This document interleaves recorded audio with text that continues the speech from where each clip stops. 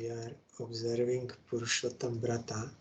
We are hearing from Brihad Naradiya Puran about the glories of Purushotam month. Yesterday we heard about the previous life of Draupadi, how she did not believe in the glories of Purushotam month and did not observe it. Then she was cursed, and then later in next life she got 5 husbands, and then together Pandavas also were suffering because of not following Purushotam month. Then on the advice and instruction of Krishna, all Pandavas and also Draupadi, they observed Purushotam month. Then all suffering went away and they were happy and ultimately went to Golok Vrindavan. So we have to observe this Purushotam month. Then about in Srila Bhaktivinoda Thakur's article, it is written Drida Dhanva, but here it is Hara Dhanva. So anyway, point will be same.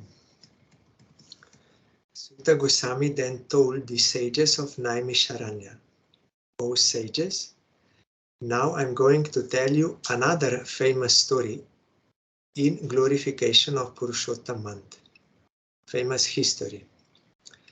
It involves Maharaj Hara Dhanva of the famous San dynasty. Long, long ago, there was a religious king named Chitra Dhanva, who was the ruler of Heihaya state. He had a very qualified son named Hara Dhanva.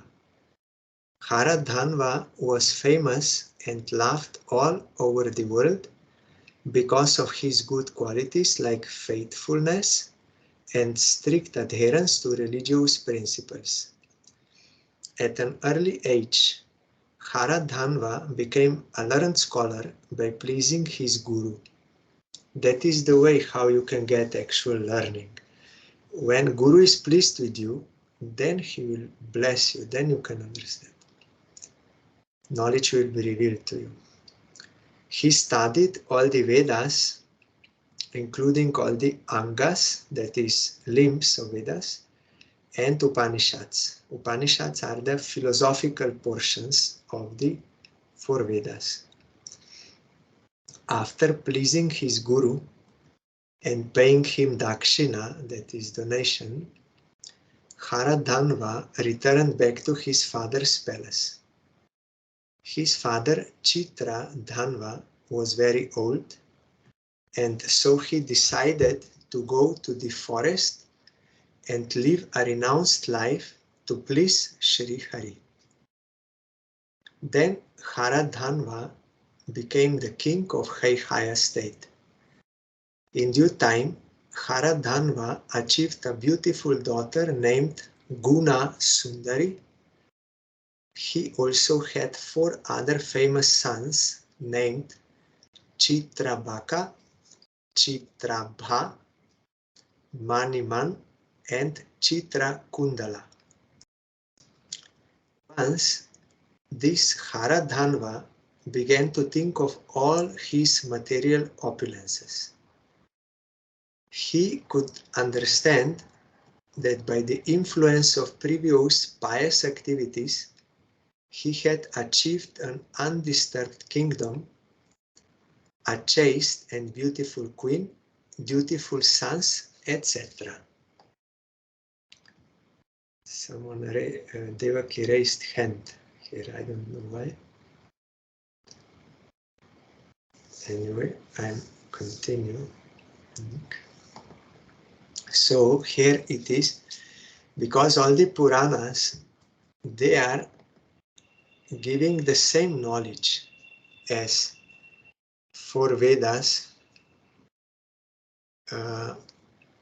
same knowledge, but in the form of stories so that we can more easily understand. So here Like in Upanishad, it will be if you do bad activities, you will get bad result. If you do good activities, good result. So here also, that this Haradanva understood because of the influence of previous pious activities, he had achieved an undisturbed kingdom, a chaste and beautiful queen, dutiful sons, etc. Thinking in this way, the next day the king went to ride on a horseback along with his army to hunt. This is allowed for Kshatriyas during peaceful time so that they can practice archery, but it is not allowed for anyone else. In this forest, a deer, which was being attacked by the arrows of the king, ran for shelter in another neighboring forest, and the king followed her. After following the deer for a long way, the king became very tired and thirsty. He began to look for water, and a little in the distance he saw a beautiful pond full of clean, sweet water. He rode there, got down from the horseback and tied it to a nearby banyan tree. After quenching his thirst, he took rest under the banyan tree. While the king was relaxing in this way, a beautiful parrot, which was sitting on the tree, started to speak to him. The parrot recited a verse again and again, which meant as follows. Here Sanskrit is not given, but meaning is given. Oh, deluded by your material opulences, you are not even considering the real goal and achievement of human life. How then can you cross the material ocean, the cycle of birth and death? This was the verse that parrot was reciting again and again. After hearing these words from the mouth of the parrot again and again, King Haradanva considered the advice very seriously. He started thinking that this parrot may be the great sage Shukadev Goswami himself showing compassion towards him, because Shuka means parrot. In the meantime, his army reached that place and the parrot disappeared. However, the king continued to ponder, that is, deeply thinking, upon the words of the parrot. When King Haradanva was thinking seriously about these words, the great sage Valmiki came to his palace. Valmiki, you know, he wrote the Ramayana. Before he was a robber, but by the grace of Narad Goswami, he gave up that and he was chanting Ram Nam, and he got revelation of all Ram Lila, everything, and he wrote Ramayana. He's a great sage, pure devotee. So he came to this king's palace. The king immediately got up from his seat and paid his obeisances to him. Valmiki asked, "O king, why do you look so morose? Please tell me everything about your dilemma. I shall try my best to solve your problems." Like our Gurudev always used to ask, any difficulty? So that he can then solve. Some consolation from the sage's words, King Haradhanva explained the verse spoken to him by the parrot in the forest.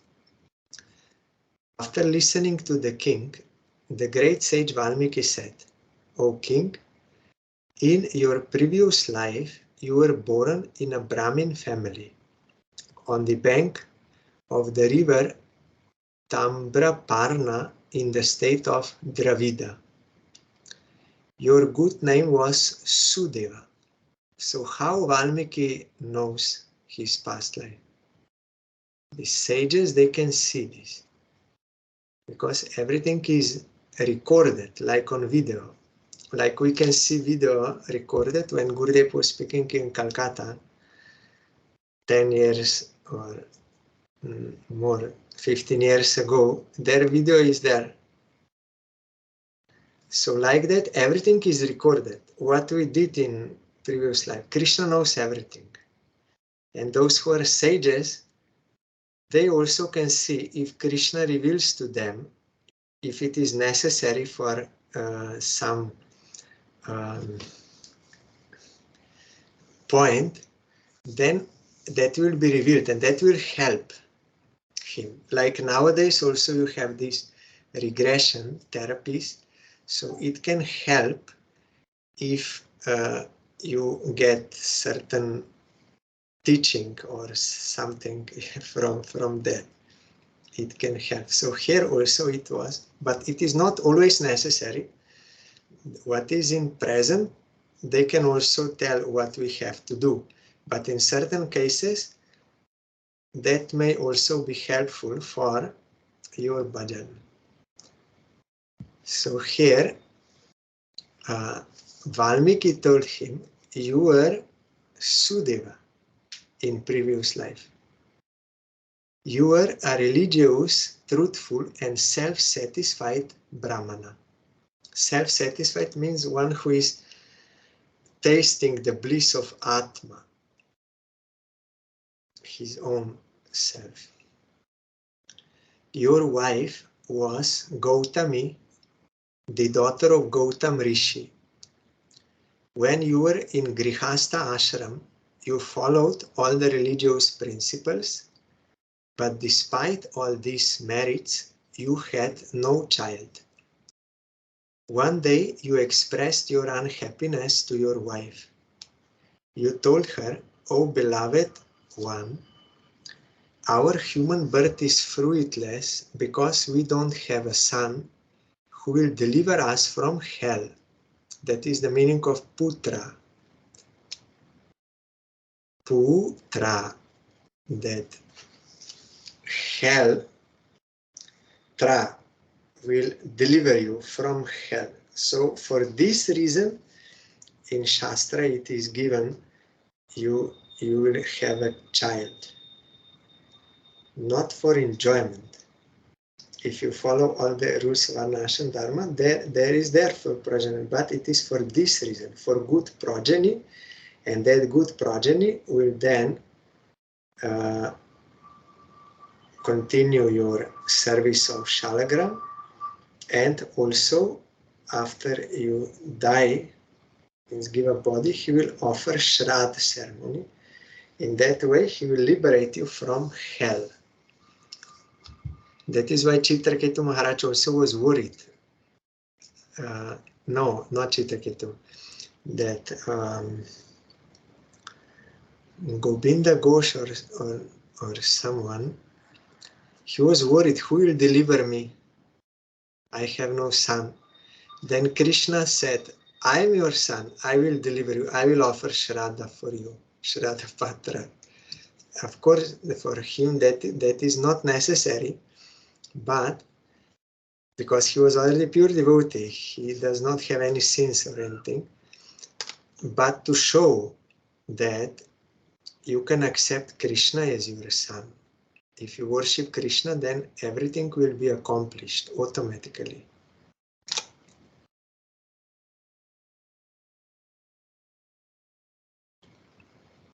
Therefore, the Sudeva said, I have decided to die immediately.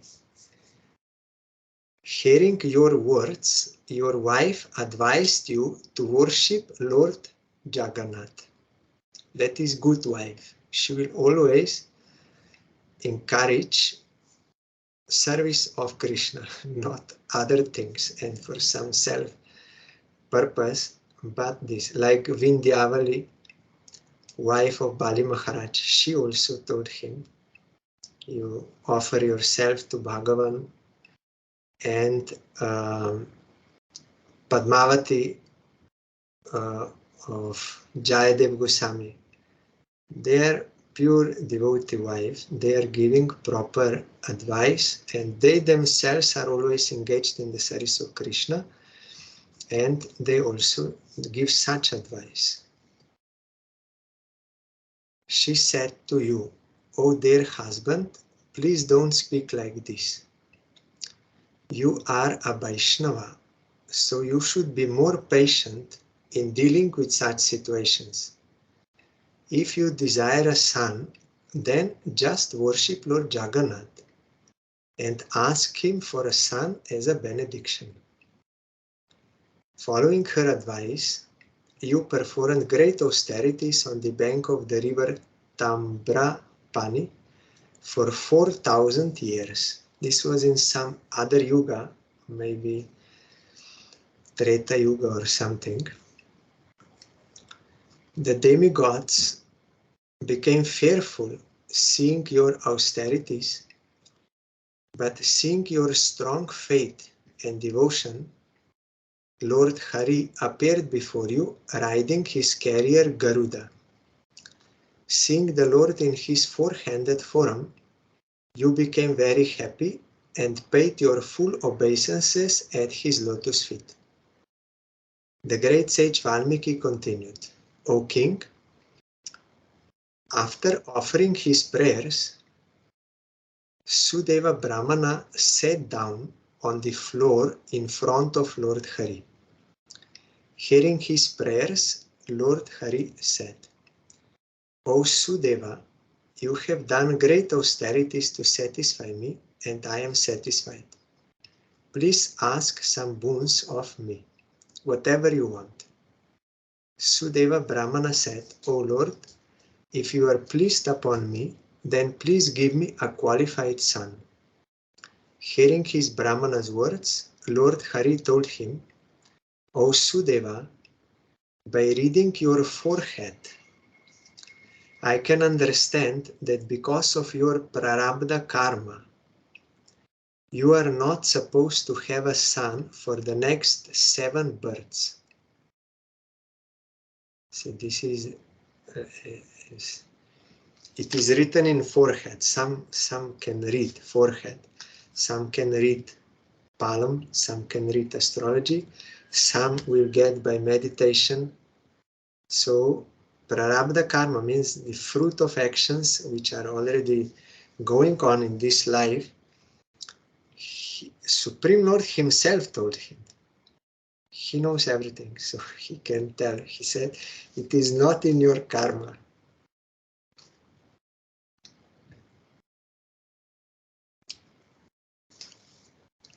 For the next 7 births. Therefore, please ask for some other boon. Hearing these words from Lord Hari, the Brahmana immediately fell unconscious. He fell down on the ground like a dry old tree.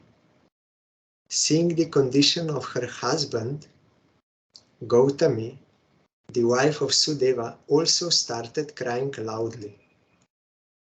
Observing the most pathetic condition of this Brahmana couple, Garuda, the carrier of Lord Vishnu, became sympathetic. He also requested Lord Hari to grant them a son. Hearing Garuda's request, Lord Hari empowered him to give such a boon to the Brahmin couple. Garuda started fanning the unconscious Sudeva. Then he told the Brahmin couple, "O fortunate ones, following the order of my master Lord Hari, I am giving a boon to you that you will get a son very soon, and he will be as qualified as myself." So you see, no one can change your karma, but Krishna can change if he wants. And he also showed here that his pure devotees also can do by the grace of Krishna. And that devotees, they are even more merciful than Krishna. Here he became sympathetic And Krishna said, yes, okay, I'm giving you that boon you can give. So all those who are pure devotees, they are actually empowered by Krishna to spread his devotion, to give devotion to everyone. This is the arrangement. And also that song which we are singing, Bhaktivinoda Thakur is showing that he is praying to Vaishnava, that I am in such miseries. And he's telling everything openly to a Vaishnava, pure devotee. Then pure Vaishnava will pray to Krishna. Then Krishna will be very merciful and will give service in this way. So through Vaishnava, we get mercy, because he will pray to Krishna. And Krishna cannot forsake his pure devotee. So for us, it is more beneficial to take shelter of pure devotee. So this boon, he will be qualified as myself, means he will be pure devotee. In this way, after giving the boon, Lord Hari disappeared from that place on his carrier Garuda. After some time had passed, Gautami gave birth to a son named Shukadev. From his very childhood, Shukadev exhibited a wonderful godly qualities and always satisfied his guru and all of his superiors and friends. But I think this is some other Shukadev than this Shukadev Goswami, as we will see later. But all godly qualities. Once the great sage Devala Rishi, who was shining like the sun, came to their ashram. Sudeva and his wife prayed to him and gave him a nice asan on which to comfortably sit. Their son, Shukadev, also paid his obeisances to the great sage. Seeing the face of Shukadev, Deval Rishi became very happy. But then suddenly he became grave. He spoke to the Brahmin couple. This child Shukadeva has all the good qualities of a great person, but there is one serious disqualification. This boy will drown at the age of 12. So see how rishis, they can see all these things. And he told them, this will happen. It is like either doing lila or in karma. I know some example also. It was stated in the karma that their child will drown, and really he drowned. But this drowning death is actually not very painful. It is a long time ago in Italy, if some lady got that capital punishment, means she has to die, then they will drown her, because they knew that that will release her from that sin, and in next life she will be very beautiful. Then I heard this from Srila Bhakti Rakshidhar Goswami Maharaj, of course, on recording. And he said that he met one person in India, one professor or something. He was also drowning in Ganga. Something happened and he was dying. And while he was dying, he saw a very beautiful scenery. Something very beautiful he was seeing while dying. And then somehow other his students or some others, they somehow could rescue him, but already he thought he will die and he was already seeing those visions, but he told that they were all very beautiful. So if you see beautiful things while dying, then of course in next life you will get beautiful things, or you yourself will be beautiful. So there is something in this dying. If you drown, it is not so bad. It is good. Of course, best is if you are Krishna conscious, but drowning is not painful. So here also Shukadev Goswami, Shukadev, this son, I don't know if this is the same person, maybe same person doing Lila in different ages or some other, but it is not, point remains the same. So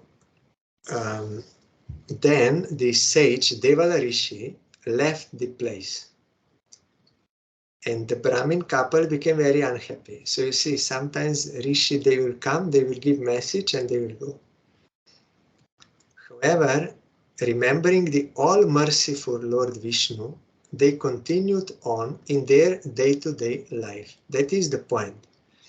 The purpose of this life is to remember, to worship Vishnu. These all non-eternal relations are there, that is already there. But the point is, we always we should not lament or remorse or give all attention. No, our attention to be to worship Supreme Lord. Then you can peacefully and blissfully you can live. Otherwise, there will always be suffering, because these are all non-eternal things here. One day, their son Shukadev was taking bath in a nearby tank with his other friends.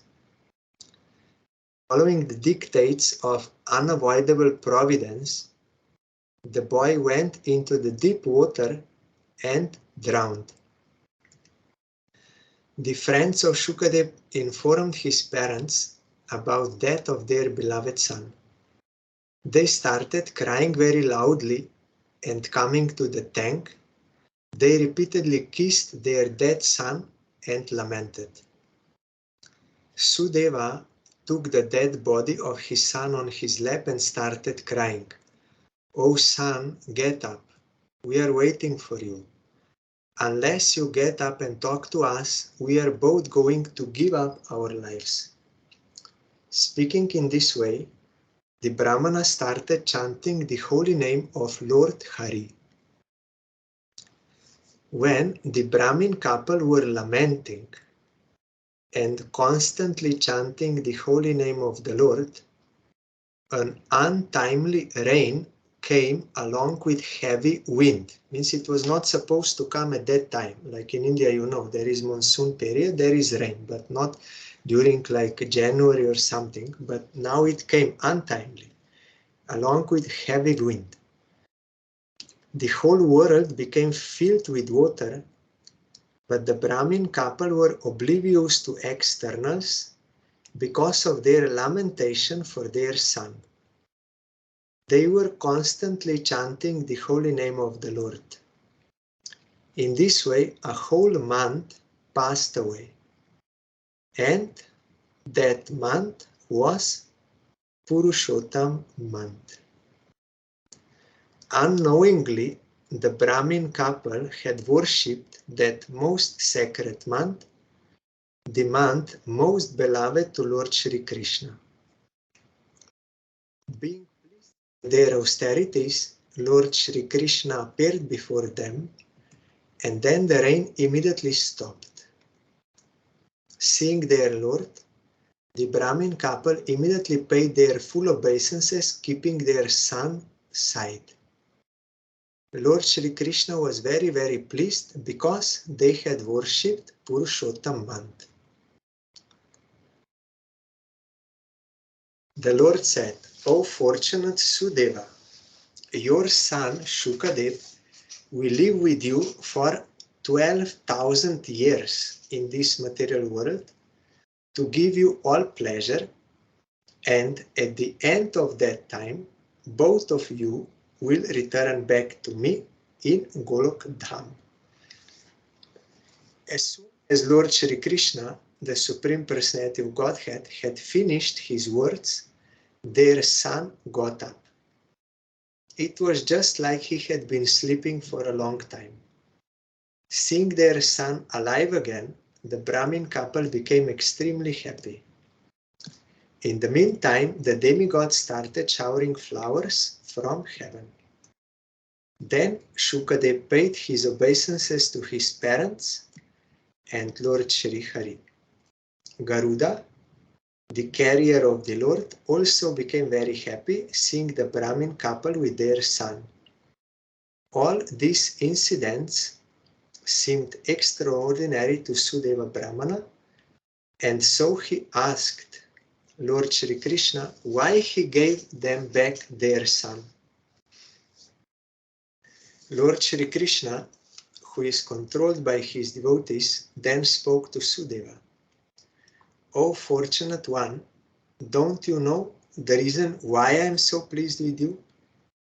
Both you and your wife observed fasting and worship during the whole of Purushotam month. And that month is most dear to me. When both of you were lamenting for your son by observing full fast and chanting my holy name, it was the holy Purushotam month. You worshipped me throughout the entire Purushotam month, and that pleased me very much. Once, Lord Brahma was measuring the value of Purushotam month against all the other pious austerities and religious activities mentioned in Vedas. However, the value of Purushotam month is far more valuable than all types of Vedic religious activities. Lord Shri Krishna continued, any human being who observes my Purushotam month is ever the most fortunate one in all three worlds. At the end of his life, he will return to my abode, Goloka. Saying these words, the Supreme Lord left that place, riding his carrier, Garuda.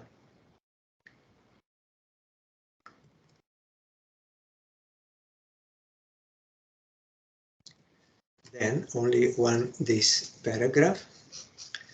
Then Sage Valmiki told King Haradhanva, O king, your question has now been answered.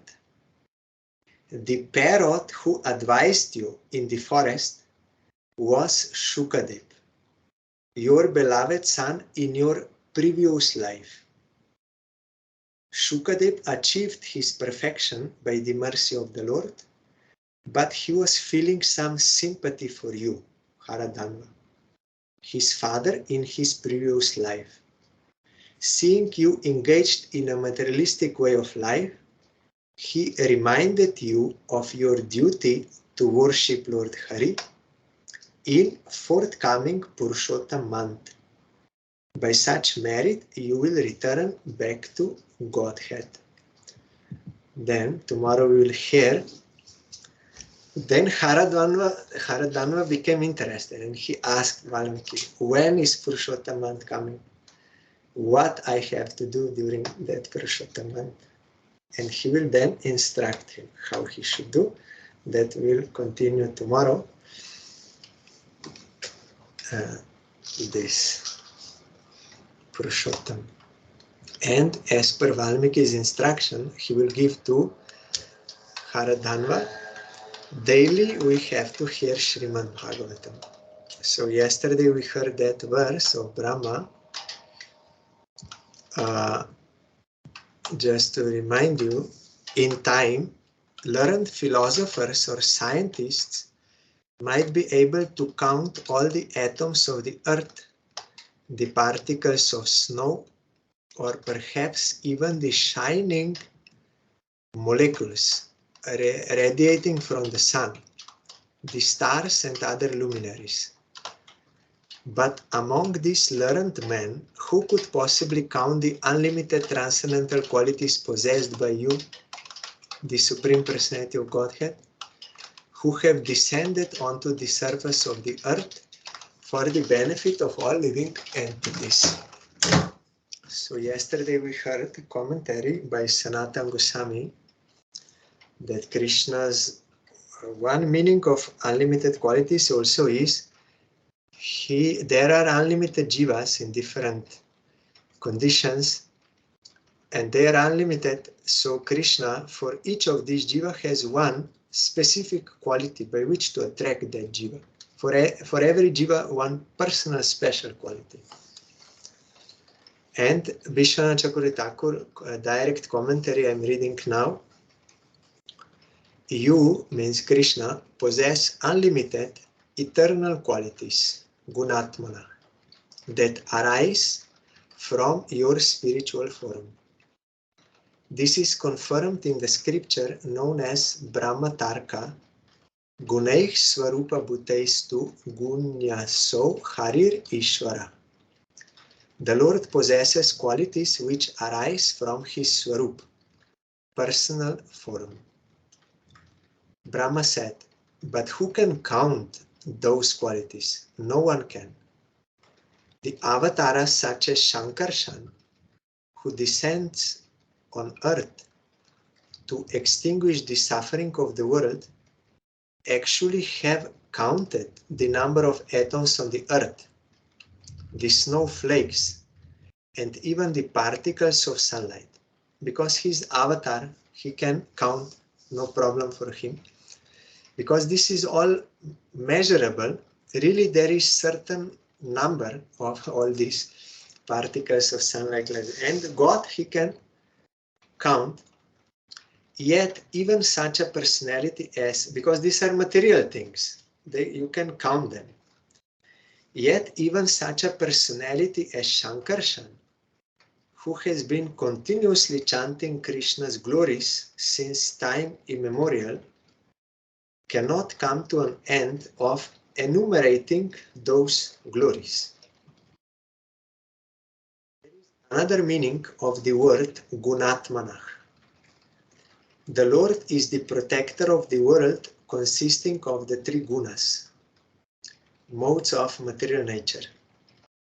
No one can come to an end of counting the qualities of you who engage in pastimes of protecting the universe. What to speak then of being able to describe the most astonishing qualities that you exhibit during your sweet childhood pastimes in Vrindavan, wherein you steal yogurt from the Braja Gopis? So we are singing this song, Jagata Karana Tumi Jagata Jibon. You are the cause of this universe, and you are its life, you are protecting. So these are the pastimes of Krishna in relation to this world. We cannot count his qualities doing this Srishti Lila, creation Lila. But that Nitya Lila of Goloka, what to speak of that? That is far superior Lila, when he's stealing yogurt like this.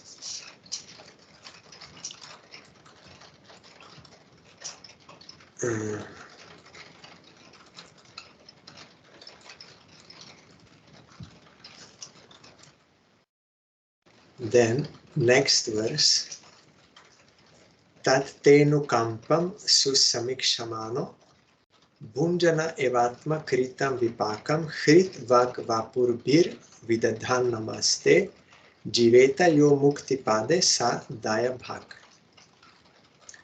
My dear Lord, one who earnestly waits for you to bestow your causeless mercy upon him, all the while patiently suffering the reactions of his past misdeeds and offering you respectful obeisances with his heart, words, and body, is surely eligible for liberation, for it has become his rightful claim. Then disciples of Srila Sai Maharaj, Srila in commentary, this is one way of translating. Tomorrow also I will say about another way of translating this verse. Srila Sridhar Swami explains in his commentary that just as a legitimate son has to simply remain alive to gain an inheritance from his father, one who simply remains alive in Krishna consciousness, following the regulative principles of Bhakti Yoga, automatically becomes eligible to receive the mercy of the Personality of Godhead. In other words, he will be promoted to the kingdom of God. So here it is mentioned that is in general case, only you have to remain alive. But nowadays, they made such laws that father can reject giving to his son. He can write in that will or like this. But anyway, Krishna is original father. He is maintainer of everyone. No one can take away, no one can give. It is according to our karma we are having, getting, and or according to the mercy of Krishna for his devotees, how he makes arrangement for his devotees to surrender to him more and more. Sometimes he will make some outwardly seemingly difficult situation, and ordinary people will not understand why he is a devotee, why he has to undergo such thing. But the point is that Krishna is helping him in that way to depend more on Krishna. Krishna making that arrangement. Otherwise, it is by karma. How? But even for those who are not devotees, it is actually Krishna who is maintainer. He gives to all according to their activities. So tomorrow we will further hear about this verse.